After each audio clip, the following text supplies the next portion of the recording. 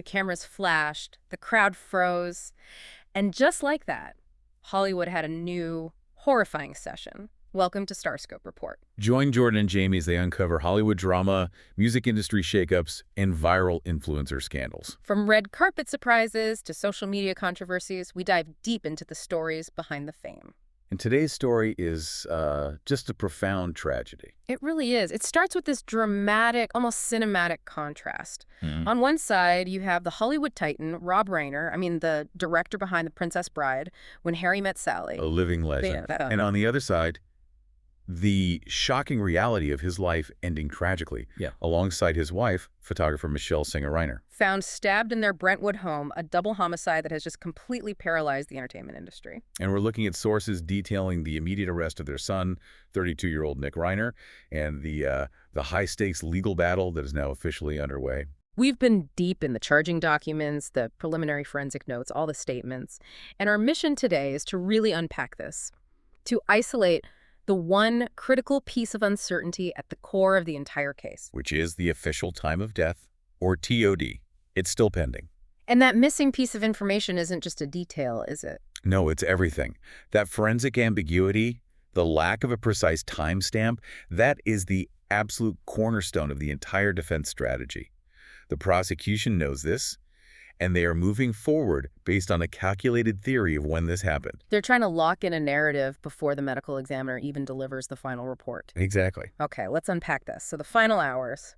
What's so striking to me is that they began not in, some quiet seclusion, but with a very public, very volatile confrontation. That's right.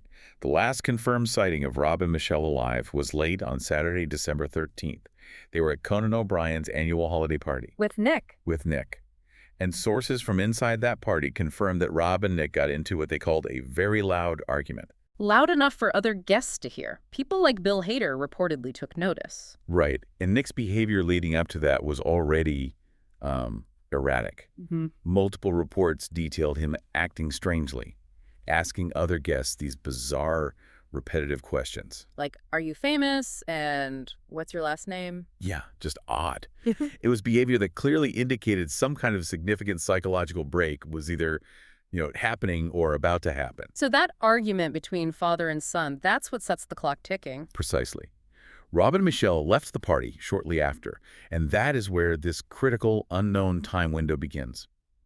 We know the bodies weren't discovered until late Sunday afternoon. Around 3:30 p.m. And the discovery itself was just tragic and accidental. It wasn't a family member just checking in. Right. It was a massage therapist. A crucial detail. The therapist had an appointment, couldn't get in, and then called the Reiner's daughter, Romy, who lives nearby. And Romy rushed over, found her father's body, and fled in anguish. I can't even imagine. Later that same night, Nick Reiner was located and arrested near the USC campus. It's about 14 miles away. And he surrendered without incident. And investigators confirmed one vital fact almost immediately. There was no forced entry into the Brentwood home. Which is key because Nick lived in a separate guest house on the property. Exactly. He had access. Yeah. So the lack of forced entry just immediately directs the investigation internally. It bypasses any theory of a random break-in. It cements the focus on the family, but that just brings us right back to that time window, doesn't it? It does. And this is where the legal battle really begins. The difference between something like voluntary manslaughter and first-degree murder hinges entirely on whether Nick Reiner had a chance to cool off. Which is just wild to think about. We'll talk about the shocking twist nobody saw coming later in the episode. And what's fascinating here is how the Los Angeles County DA, Nathan Hochman, moved so quickly. He charged 2 counts of first-degree murder, along with the special circumstance of multiple murders. And those charges require proof of premeditation and deliberation. Yes.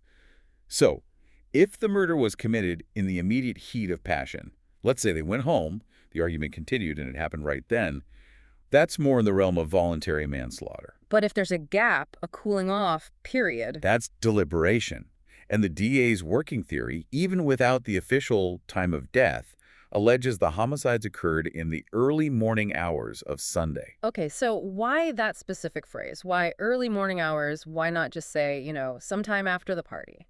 Because it's a calculated legal maneuver. By proposing a gap of several hours, say 3, maybe 6 hours, between the party argument and the alleged killings, the prosecution legally establishes that crucial cooling-off period. They need that time lapse. They desperately needed. Even a brief moment of consideration is enough for premeditation under the law, but the defense will argue the passion just continued. But if the forensics are still pending, I mean, how reliable is this early morning theory even going to be in court? That is the prosecution's massive vulnerability.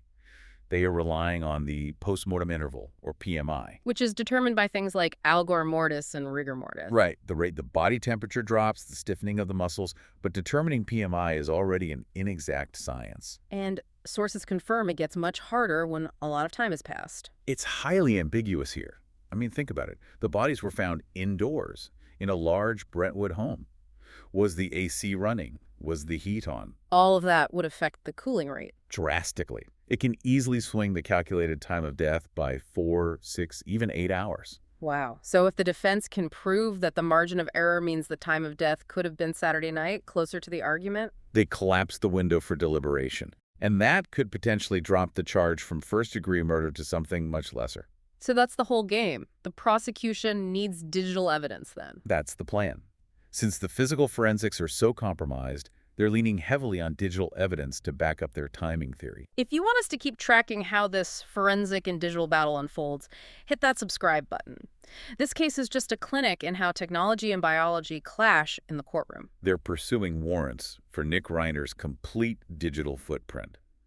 Cell phone pings, texts, financial transactions, anything from Saturday night through Sunday morning. They need to prove he was dormant or away from the scene during those alleged early morning hours. To maintain that theory of deliberation, yes. Okay, so shifting gears. Once the prosecution set up their theory of timing, the defense's move became, well, immediately clear. Absolutely. The focus shifted to the competency of the defendant. Nick Reiner retained a Major League attorney, Alan Jackson. Who's known for these huge cases, Harvey Weinstein, Kevin Spacey. And Jackson's first move was to immediately delay Nick's scheduled arraignment.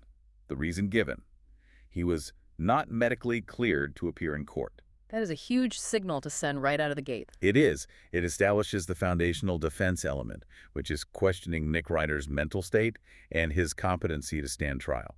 And any challenge to competency has to be resolved before the actual criminal case can even start. Exactly. And this strategy is tragically backed by Nick Reiner's long and very well-documented personal history. Sources have detailed his chronic drug addiction, his psychological struggle since he was 15. He was in and out of rehab, periods of homelessness. And his parents were reportedly just desperately worried. Michele had confided in friends that they had tried everything to help him. This tragic personal history, it leads us to where the lines between art and reality just violently blur. It really does. Because Rob Reiner directed the 2015 semi-autobiographical film, Being Charlie. Which Nick Reiner co-wrote. He co-wrote it. Yeah. And that film is entirely about a troubled addict struggling with recovery and his fraught relationship with his politically famous, high-achieving father. Rob Reiner even said publicly that making the film brought us closer together, that it forced him to understand what Nick had gone through. The tragic irony is just, you can't overstate it. The defense seems to be aiming for a plea of not guilty by reason of insanity, or NGI. Which is a very tough defense to prove. Extremely tough. Yeah. It requires establishing a severe mental disorder, like active psychosis, that made him incapable of knowing right from wrong at the moment of the killings. Right. So just being angry or struggling with addiction isn't enough for an NGI plea? Not at all. The defense needs to prove a complete delusional break. They need to show that Nick believed his parents were a threat, or maybe that he was commanded by a voice or a delusion. And this is where that argument at Conan O'Brien's party really complicates things for the defense. Massively. That argument, while erratic, was still coherent. It was a clear disagreement between a father and a son. Coherence suggests some level of psychological function. It contradicts the NGI standard of not knowing right from wrong. It does. So Alan Jackson has to walk this incredibly fine line, argue that Nick is currently competent enough to stand trial so the trial can happen, but that he was legally insane when the homicides occurred. Wow. And the goal of a successful NGI plea isn't acquittal, right? No, not at all. It's commitment to a state mental hospital, not prison. It redefines his culpability from criminal intent to mental health incapacitation. And finally, there's this deep conflict for the surviving family members over the sentence. The DA's office confirmed they'll consider the thoughts and desires of the family on whether to seek the death penalty. And the surviving siblings, Romy and Jake, they released a joint statement describing their unimaginable pain, but also explicitly asking for compassion and humanity. Which strongly suggests they might advocate against capital punishment. It creates another layer of complexity for the prosecution, who have to balance seeking maximum punishment with the grieving family's wishes. So what does this all mean, this case? It already feels like a Greek tragedy playing out on a Hollywood stage, but legally, it's a battle over time and intent. That's it. Everything hinges on whether the prosecution can maintain the credibility of that early morning hours timeline to prove premeditation. Against the defense's argument of a complete psychological breakdown. The ultimate outcome, first-degree murder, a lesser charge, an NGI plea, it's all going to be decided by that conflict between forensic timing and psychological culpability. So the unfinished story here, it leaves you with this truly painful thought to consider. The Reiners used their private family agony, specifically Nick's struggles, as the subject of their film, being Charlie. They did it to try and find understanding. And now that art is mirroring this horrific reality, does the film become critical evidence for the prosecution's quest for premeditation, a document of a strained relationship?